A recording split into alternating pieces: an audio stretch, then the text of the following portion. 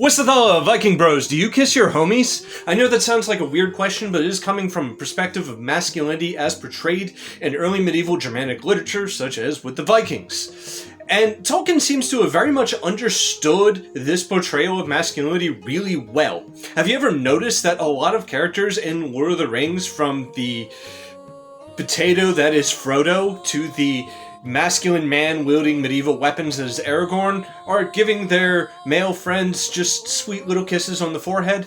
It happens a lot in the books, and this isn't something that he pulled out of thin air. This is something that he seems to have taken from portrayals of masculinity in early medieval Germanic literature, such as in Beowulf, which he is very heavily inspired by. You can see that just by looking at the last third of Beowulf and comparing that to parallels in the entirety of The Hobbit. There are tons of story parallels.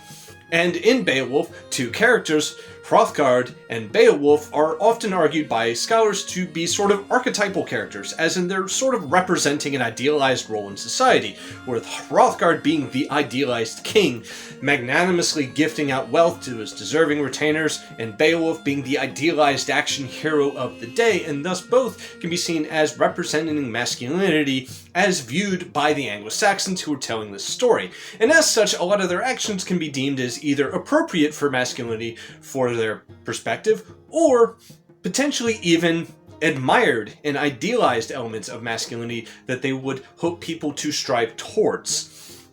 And one of the things that they do in Beowulf is when Beowulf is leaving Heorot for the last time, Hrothgar, with tears in his eyes, rolling down his face, openly weeping, kisses Beowulf goodbye because he's afraid he'll never see his friend for the last time. So these kinds of deep displays of intimate affection between men seems to have been, at the very least, considered appropriate, if not idealized, elements of masculinity in early Germanic society. This is something that Tolkien seems to have very much understood, and maybe we should stop looking at what Viking masculine men is as being what modern media tends to portray as the blood-covered, axe-wielding maniac, and more towards Aragorn. And I ask you again, Viking bros, do you kiss your homies?